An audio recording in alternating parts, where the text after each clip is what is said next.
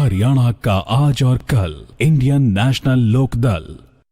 कांग्रेस के बड़े नेता अभय सिंह चौटाला की अध्यक्षता में इनेलो में शामिल। हमारी जो पार्टी है वो चौधरी देवीलाल की नीतियों का अनुसरण करने वाली पार्टी है, क्योंकि इस पार्टी का पौधा उन्होंने लगाया था। वो जहाँ राजनीतिक तौर पे गरीब की, कमज़ोर वर्ग की, किसान की, खेती करने वाले की, छोटे दुकानदार की, कोई जब उनके सामने दिक्कत आती थी, कोई कठिनाई से गुजरना पड़ता था, सरकार कहीं उनकी अनदेखी करती थी, तो वो फिर उन लोगों की लड़ाई लड़ते थे।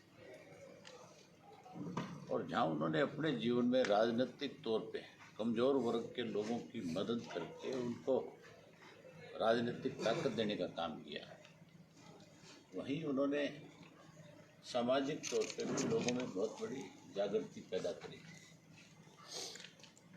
आप अगर थोड़ा सा पीछे जाकर के देखोगे, ओलावृष्टि से किसान की फसलें खत्म हो जाती थी, सरकार की तरफ से कोई पूछने वाला नहीं था।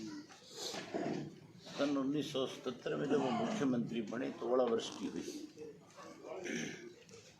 और उन्होंने मुआवजे की शुरुआत करी फसल की। एक सामाजिक काम था कि कैसे उस किसान को जिसकी फसल परमात्मा ने ओलावृष्टि से ख़त्म कर दी, दोबारा वो अपनी खेती, उस ज़मीन को इस लायक बनाए कि भी अगली फसल उसमें अच्छी हो जाए और उसका खर्चा भी ना दे। जहाँ उन्होंने ओलावृष्टि पे पैसे दिए, वहीं बुजुर्ग को मान सम्मान के रूप में पेंशन स्वरूप में, गरीब की बेटी जो खेत में काम करती थी, तो जब बच्चा पैदा होने वाला होता था, बच्चे को कैसे खुराक मिले, तो मजदूरी करने वाला खुराक कहाँ से खिलाएगा, इसके लिए जच्चा और बच्चा की स्कीम लागू करके उस दौरान 200-300 रुपये खुराक के भत्ते के रूप में देते। किसान के खेत के साथ जो दरखत था, जिसकी छाँव से फसल खराब होती थी, उसका आधा हिस्सा भी। अनेक उन्होंने ऐसे सामाजिक काम किए जो आज पूरे देश में लागू है। आज एक उदाहरण है, जहाँ कहीं भी हमारे पिछले 30-35 सालों से जब से मुझे इन चीज़ों की जानकारी है, इस 30 साल में कहीं कोई महामारी हुई, कहीं कोई जलजले आए, कोई जाड़ आए, कोई सूखा पड़ा, हमने अपनी पार्टी की तरफ से या कंबल भिजवाए, टेंट दिए, मेडिसिन दी, सूखा पड़ा तो तूड़ी भिजवाई। आज भी राजस्थान में बहुत सारा इलाका ऐसा है कि वहाँ के लोग इन दिनों में हमारे इलाके में आते हैं, अब खास करके आकर के मेरे से मिलते हैं और कहते हैं मुझे कि हमारे सूखा पड़ा हुआ है, हमें तूड़ी इस इलाके से इकट्ठी करवा के दिलाओ। जहाँ मैं और अपनी उधर गौशालाओं के लिए तूड़ियाँ इकट्ठी करवाता हूँ, वहाँ उनके लिए 100 ट्रक तूड़ी के हर साल देता हूँ। तो आज ये जो महामारी चल रही है, इसमें जहाँ सरकार की एक बड़ी जिम्मेवारी बनती थी, सरकार ने तो अपनी जिम्मेवारी निभाने की बजाय लोगों के सामने परेशानियाँ खड़ी कर दी। हमने सरकार का बहुत खुल करके साथ दिया था। इसमें हमने मुख्यमंत्री को यहाँ तक भी कहा था कि तू जो निर्णय लेगा, हम उसके लिए अपनी पार्टी के कार्यकर्ताओं को सोशल वर्कर के रूप में, एक वॉलंटियर के तौर पे सरकार के साथ खड़ा कर देगा। और हजारों बच्चों ने सोशल वर्कर के रूप में नाम लिखा, लेकिन सरकार ने बजाय लोगों तक हर चीज़ पहुँचाने की, लोगों के सामने कठिनाइयाँ खड़ी करनी शुरू कर दी। किसान की फसल खेत की आई हुई है, आज भी किसान जो है इस बात के लिए परेशान है कि उसकी बेची हुई फसल का जो मूल्य वो अब उसको कब मिलेगा। प्राइवेट बैंकों के हाथ में सारी कमान सौंप दी, ऑनलाइन सिस्टम बना दिया, किसान को कह दिया कि HDFC बैंक में जाके खाते खुला दें। उसकी ब्रांच कोई गांव में थोड़ी है, वो तो शहरों में है। और गांव का आदमी अगर 30 किलोमीटर 25 किलोमीटर का सफ़र करके शहर में जा कर के खाता खुलवाता है, फिर उसके एक डंडा इस बात का है कि लोग सोशल डिस्टेंस बना करके रखें। अब सोशल डिस्टेंस कैसे बनेगा जब इस तरह के फरमान जारी होंगे। अब तो सरकार ने एक नया और आदेश जारी किया है कि धान जो है आप अपने आधे खेत में लगा सकते हैं, आधे से ज़्यादा में लगाओगे तो हम आपकी फसल नहीं खरीदेंगे। पंचायत की ज़मीन ठेके पे लोगे तो उसमें धान नहीं लगा सकते। अब तो किसान को सरकार ये बताएगी कि तुम हमारी मर्जी से खेती करोगे, हमारी मर्जी से बेच के आओ। तो जहाँ हम ये मान के चलते थे कि इस देश को आज़ाद कराने में सबसे ज़्यादा बड़ी भूमिका अगर किसी की रही है तो देहात के आदमी की रही है, खेती करने वाले की रही है। उसने अपने छोटे छोटे बच्चों को छोड़ करके उस लड़ाई में योगदान दिया है और उन पे भी इस तरह की चीज़ें थोपी जा रही। मुख्यमंत्री पिछले 7 महीने के अपने इस कार्यकाल का आकलन करके देखें। इस 7 महीने में जहां लोगों को ये उम्मीद थी कि हमें कुछ मिलेगा, लगातार 7 महीने से दुखी परेशान है। अगर जल्दी इनकी पेमेंट नहीं करी तो फिर हमें कुछ सोचना पड़ेगा इसके बारे में। जहाँ ये फरमान जारी किए गए धान वाले, मैं पार्टी के सब लोगों से बातचीत करूँगा और इस पर भी एक बड़ा फैसला लेंगे। हम किसान को मरने नहीं देंगे किसी कीमत पे, ना किसान को सरकार से दबाने देंगे। ये जो सरकार आज दबाव बना करके किसान को कमज़ोर करना चाहती है, फिर तो इस कोरोना की महामारी का डर भय आज जो बैठा रखा है, इससे लोगों को उभारना पड़ेगा, बाहर ले आना पड़ेगा। 100% लोग सड़कों पे आ जाएंगे। ये तो घर में बाढ़ के मारना चाहते हैं, कोरोना तो मारेगी कि नहीं मारेगी। अगर वो अपनी मर्जी की फसल नहीं बो पाएगा, बेच नहीं पाएगा तो मर गया कि नहीं मर गया।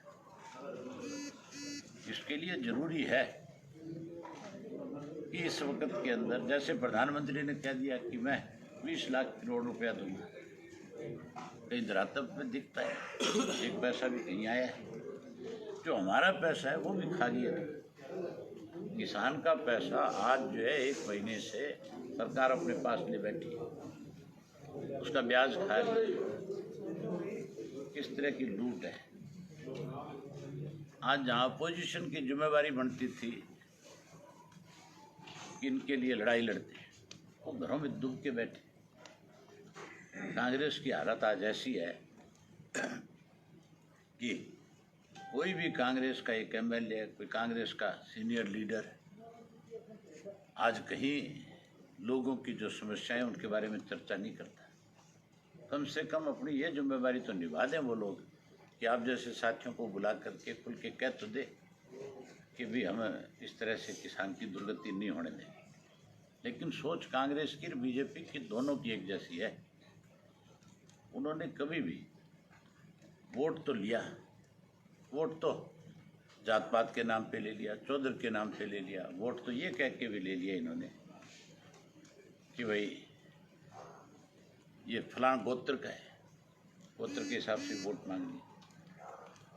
हमारा भाईचारा जब खराब हो रहा था, तोड़ा जा रहा था, ख़त्म किया जा रहा था, तब भी कांग्रेस साइलेंट थी, आज भी साइलेंट है। इसका मतलब कांग्रेस और बीजेपी दोनों मिलकर के मारना चाहती है।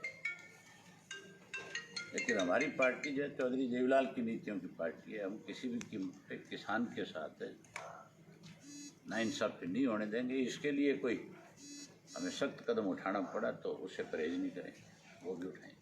सर, अभी आपने सरकार की बात की है, सरकार में एक गुटबाजी की बात की जाए बिल्कुल उभर कर सामने आ रही है। सरकार कहाँ है आप मुझे ये बताओ ना। सरकार के अंदर चीफ मिनिस्टर की कोई मंत्री नहीं सुनता, मंत्रियों के आगे अधिकारी नहीं सुनते।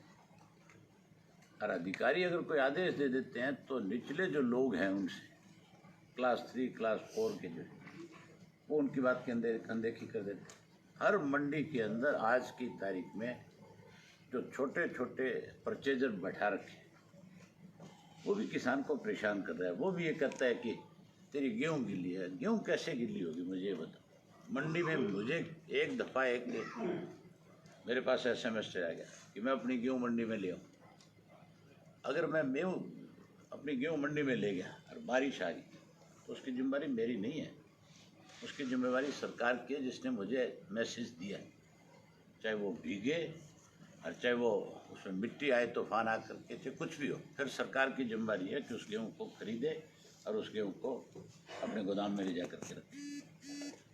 यहाँ तो उल्टा काम हो रहे हैं, गेहूँ धुल जाती है, उससे ले ली जाती है, जे फार्म बना दिया जाता है, बारिश आ जाए कहते हैं भाई गेहूँ तेरी है, भीग की ले जा तेरी वापस। तो आज किस तरह से किसान को परेशान किया जा रहा है। अगर सरकार होती तो फिर ये परेशानी नहीं होती। सरकार तो चौटाला साहब की थी कि गेहूँ का एक एक दाना खेत में से ले जाती थी सरकार थी। और हमारी जब सरकार बनेगी तो हम 100% इन सब बातों की इंक्वायरी भी कराएंगे। जहाँ इंक्वायरी कराएंगे वहाँ किसान का पैसा किसान तक पहुँचाएंगे, लुटेरों को जेल के पीछे भेजेंगे। अभी आपने चौटाला साहब का जिक्र किया भाई साहब, तो चौटाला साहब ने एक बयान दिया था गठबंधन की नहीं ठगबंधन की सरकार है, तो 8 महीने का जो कार्यकाल है चौटाला साहब की बात कहाँ तक? चौटाला साहब की सारे बैठे पूछ ले ठगबंधन है। गठबंधन तो हुआ करते हैं सत्ता में आने से पहले। गठबंधन का मतलब है कि दो पार्टियों ने गठबंधन करके चुनाव लड़ा। यहाँ तो चुनाव लड़ा जब तो एक दूसरे को गालियाँ देते थे, मरने मारने की बात करते थे, एक दूसरे की इंक्वायरियों की बात करते थे। मनोहर लाल खट्टर पप्पू कह करके बोलता था, ये कुछ और कहते थे। मैंने विजकीर दुष्यंत की बहुत सी ऐसी आपस में डिबेट्स देखी है जिसमें ऐसे लग ही नहीं रहा था कि दो पॉलिटिशियन बैठे, यूँ लगता था जैसे दो दुश्मन बैठे हैं आमने सामने। आज वो इकट्ठे बैठते हैं, तो इसका मतलब ये है कि ठगों का टोल इकट्ठा हो गया, लूटने वाले इकट्ठे हो रहे हैं। सर, प्रदेश में आज 2-3 चीज़ों की बहुत चर्चा है। एक तो शराब का मामला कुछ ज़्यादा उलझा हुआ है। किताबों की दुकानें नहीं खुल रही है लेकिन शराब के ठेके जरूर खुले हैं, क्या मानते हैं? मंदिर खुल गए, मंदिर नहीं खुले हैं, जो भी है जरूरी जो चीज़ें हैं वो नहीं खुली। हमारी आस्था मंदिर में भी है। हम हर आदमी जो है 100% अपना सुबह शाम का भोजन लेने से पहले भगवान को याद करते हैं। हम तो मंदिर में भी नहीं जा सकते। और सरकार वाले जो है उनका जोर दारू पे, इनका बस चले तो मंदिर में भी दारू के ठेके खोल। घोटाले भी कहीं ना कहीं खुल के सामने आ रहे हैं। खुद कुछ ऐसे नेताओं का भी इसकी नाम- जांच दी गई है। इसके लिए एक SET बनाई है, SIT नहीं। जिस अधिकारी की ड्यूटी लगाई है सरकार, कल को उसके ऊपर किसी किस्म का दबाव बना सकती है। मैं कल जाऊंगा, प्रेस कॉन्फ्रेंस करूंगा, उसमें खुल के कहूँगा जिस सेक्रेटरी की जिम्मेवारी लगी है, जो SCS है इसका, ACS जो है TC गुप्ता, उसको अपने आप को विड्रा कर लेना चाहिए। उसको इस पचड़े में नहीं पड़ना चाहिए। इसकी SIT से ही इंक्वायरी होनी चाहिए। SIT इंक्वायरी करे और SIT के अंदर तीनों अधिकारी जो हैं IPS रैंक के लगे, वो इसकी जांच करें, ना कि थानेदार इसकी जांच करें। ना उसमें एक्साइज का आदमी हो और ना ही उसमें कोई अन्य डिपार्टमेंट का हो, IAS। इसमें तो सीधा सीधा 3 पुलिस के अफसर हो, एक चीफ मिनिस्टर फ्लाइंग सिक्योरिटी का होना चाहिए और एक अधिकारी कोई IG रैंक का दूसरा होना चाहिए। वो तीनों जांच करे, तब जा कर के कोई इस चीज़ का सही मायने में पता लग पाएगा। बहुत सारे अधिकारी ऐसे हैं जो इसमें शामिल हैं। बहुत सारे अधिकारियों के नाम जब सामने आने लगे तो उस भूपेंद्र सिंह दैया को इसलिए ले जाके मेडिकल में एडमिट करा दिया कि इसको हार्ट की शिकायत होगी। हार्ट की शिकायत उसको पहले नहीं हुई। तो जब दारू के ट्रक ले आकर के बेचा करता था तब तो कभी तकलीफ नहीं थी। ये तकलीफ हुई नहीं, कराई गई है ताकि किसी तरीके से वो 4-6 दिन का जो रिमांड था वो ख़त्म हो जाए और इस बात पे पर्दा डाल दिया जाए। इसकी इंक्वायरी ढंग से होनी चाहिए, तभी जा कर के सारी चीज़ सामने आएगी। क्या इसमें कुछ सरकार के नेता या जो बड़े बड़े पदों पर बैठे उनका भी? चौधरी भूपेंद्र सिंह हुड्डा जब कभी आपको मिले तो उनसे पूछना कि क्या भूपेंद्र सिंह दैया को जानते हो आप? अगर वो ना करे फिर मेरे पास आना, सबूत के साथ दिखाऊंगा कि ये किसका खासम खास है।